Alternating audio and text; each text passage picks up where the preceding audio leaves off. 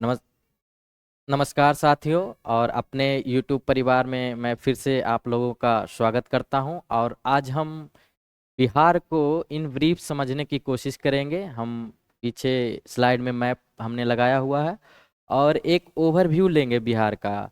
और इससे देखेंगे प्रीलिम्स में, मेंस में, चाहे वो एमसीक्यू बेस्ड एग्जामिनेशन हो या डिस्क्रिप्टिव एग्जामिनेशन हो।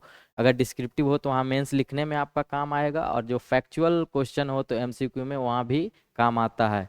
तो हम एक होता है ना भौगोलिक प्रदेश में जो कृषि व्यवस्था हो, यानी अर्थव्यवस्था पर आधारित, चाहे उद्योग हो या फिर जो फसल हो, उस सब को विस्तार से समझेंगे। लेकिन इन ब्रीफ हम मैप के माध्यम से हम समझते हैं, ताकि बिहार में क्या है, यातायात की क्या व्यवस्था है, नदियों की क्या व्यवस्था है, फिर किस तरह से यहाँ कृषि का विकास हुआ है, अर्थव्यवस्था किस पर आधारित है, तो हम मैप के माध्यम से समझने का प्रयास करेंगे।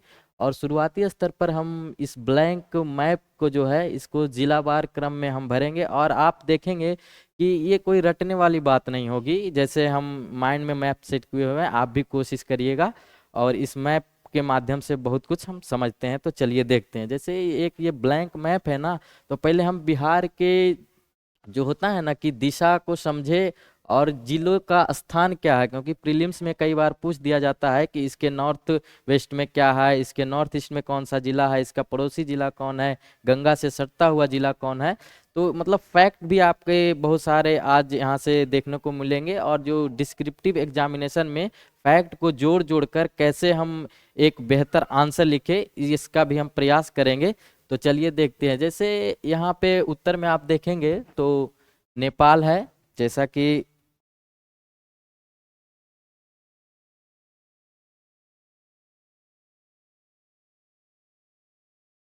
उत्तर में नेपाल। और दक्षिण में जान रहे होंगे झारखंड है।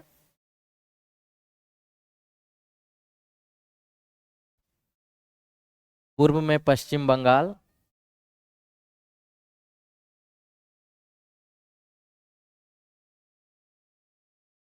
और पश्चिम में अपना उत्तर प्रदेश है, यूपी। और बिहार के बीचों बीच से गंगा नदी का प्रवाह हुआ है, जो कि कुल 2525 किलोमीटर लंबाई के साथ भारत की सबसे लंबी नदी गंगा। और बिहार में इसकी कुल लंबाई 445 किलोमीटर है। तो यहाँ हम गंगा नदी को ड्रॉ करते हैं, बिहार के बीचों बीच से गंगा नदी। और फिर इसकी कुछ सहायक नदियों को देखेंगे। पहले हम एक जिला का क्रम देख लेते हैं क्या है। ये पश्चिम चंपारण,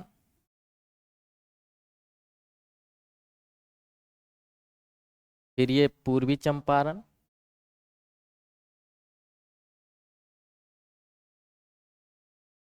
ये मुजफ्फरपुर,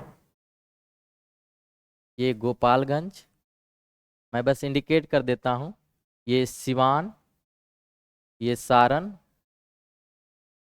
फिर आएंगे तो ये वैशाली जहाँ का मुख्यालय हाजीपुर है, ये वैशाली जिला,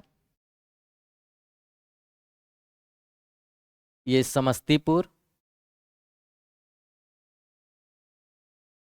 ये बेगूसराय, ये खगड़िया।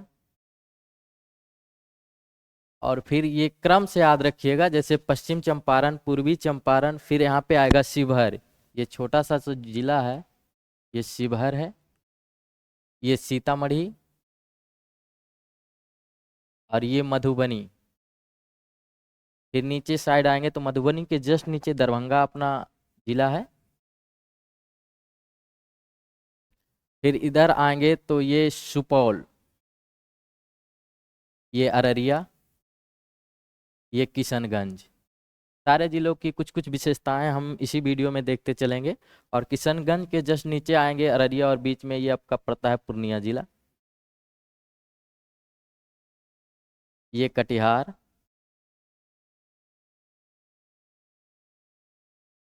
फिर ये जिला भागलपुर है अपना। फिर इस क्रम से हम देखते चलते हैं कि कौन कौन से जिले आते हैं। इससे बहुत सारा फैक्ट आपका क्लियर होगा। यहाँ पे ये बक्सर जिला, ये भोजपुर जहाँ का मुख्यालय आरा, और ये पटना जिला, ये नालंदा, फिर इधर से आएंगे तो ये कैमूर, ये रोहतास जहाँ का मुख्यालय सासाराम है,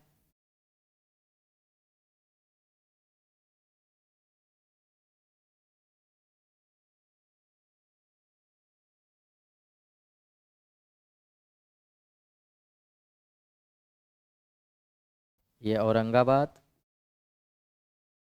ये गया, ये नवादा। फिर यहाँ पे आएंगे तो ये छोटा सा जिला अरवल है जो जहानाबाद से अलग हुआ है, ये जहानाबाद, ये नालंदा हो ही गया। और इधर से फिर ये बांका, ये जमुई, और कौन सा बच गया, ये यहाँ पे आएंगे तो मधेपुरा है, ये जो लंबा सा है, और ये सहरसा,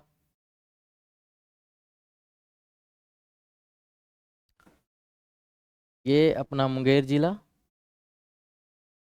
ये लखीसराय, ये शेखपुरा। बाकी मैंने नामाकरण कर दिया है जस्ट समझने के लिए, और आप भी मैप में ये जो फिगर है विथ नेम याद रखेंगे। मैप में एक ड्राइंग करने के बाद ये भूलेंगे नहीं चीज़ों को। और फिर हम नदियों को देखते हैं, फिर देखेंगे यहाँ की क्या कृषि व्यवस्था है, उसके नदियों के माध्यम से समझने में आसान होता है। ये मुख्य नदी 445 किलोमीटर का, जैसा मैंने बताया, गंगा नदी। और यहाँ से जो है एक इसकी सहायक नदी जो ऊपर से आएंगे, हिमालयी नदियाँ हैं, नेपाल की तराई से आती है, वो नीचे की ओर ढलान होने के कारण ये सालों भर जो होती है ना वर्षागत, वर्षा हो या ना हो, ये जल प्रवाह इसमें हमेशा होता रहता है। और यही कारण है कि जो ये बिहार का उत्तरी हिस्सा है वो बाढ़ग्रस्त, और नीचे का जो पठारी इलाका है, झारखंड का पठारी इलाका से कुछ नदियां आती है जो केवल वर्षा के दिनों में जल प्रवाह करती है, तो यहाँ जो है सूखा की स्थिति बनी रहती है। तो चलिए हम सहायक नदियों को ड्रॉ करते हैं, फिर हम समझते हैं।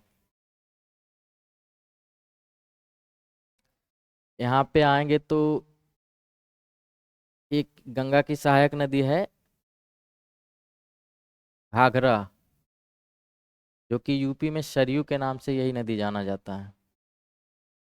फिर चंपारण में प्रवेश करते हुए एक गंगा नदी पहलेजा घाट में मिलती है जो कि गंडक के नाम से जानी जाती है, ये गंडक नदी। फिर यहीं से एक निकलती हुई नदी है बूढ़ी गंडक नदी, बूढ़ी गंडक, ये मुंगेर जिले में मिलती है गंगा से। और फिर इधर ही एक नदी है बागमती, एक बागमती, एक कमला, और एक कोसी।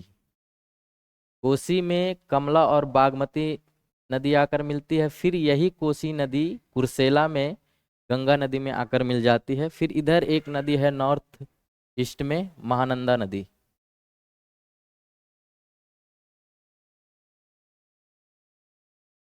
महानंदा, ये कोसी, ये कमला, ये बागमती।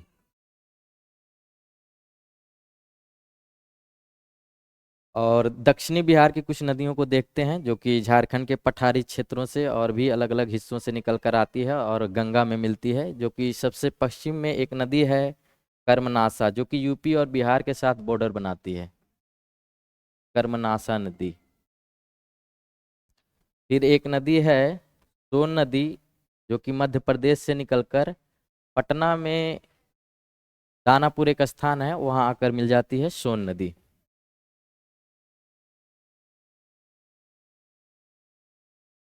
इसके बाद एक नदी है पुनपुन, जो कि पटना में ही एक स्थान है फतुहा, वहां आकर गंगा से मिलती है। फिर एक और छोटी सी नदी है क्यूल नदी, क्यूल नदी। फिर एक बांका, ये जमुई होते हुए एक अजय छोटी सी नदी है, इसको भी ध्यान रखिएगा।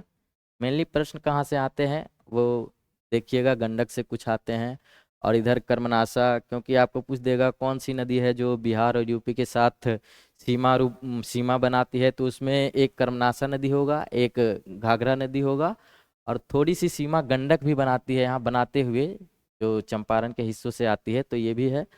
और सोन नदी देख रहे हैं, ये छोटा नागपुर पठार से निकलती है, मध्य प्रदेश अमरकंटक, और ये यहाँ नीचे झारखंड का हिस्सा है।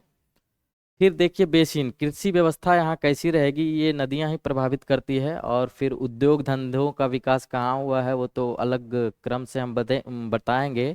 आज हम बस ब्रीफ में थोड़ा सा मानचित्र लिए हैं, इसको समझेंगे जिलों का हिस्सा।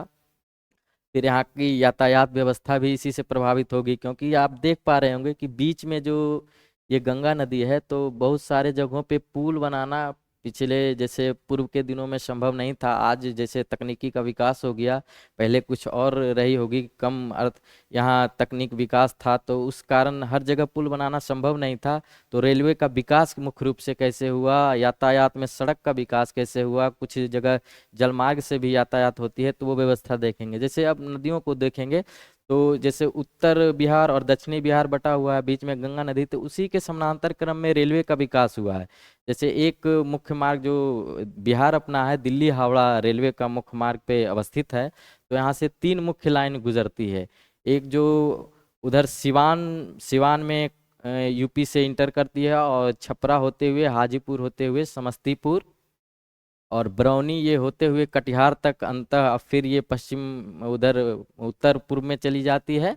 और एक जो इधर है गया कोडरमा वाली लाइन, तो वो भी यूपी के जो पंडित दीनदयाल हैं, तो वहाँ से जैसे रेलवे की बात करें, तो एक रेलवे मुख्य जो रेलवे लाइन का विकास इस दिशा में पैरेलली गंगा नदी की तरफ हुआ है। फिर नीचे भी एक रेलवे लाइन का विकास है, जो कि अपना बक्सर आरा पटना होते हुए इधर जमालपुर होते हुए एक लाइन जो है हावड़ा की ओर जाती है। फिर क्यूल से जमुई होते हुए एक लाइन हावड़ा की ओर जाती है। तो इसी में फिर बीच बीच में कुछ पुलों का विकास हुआ है।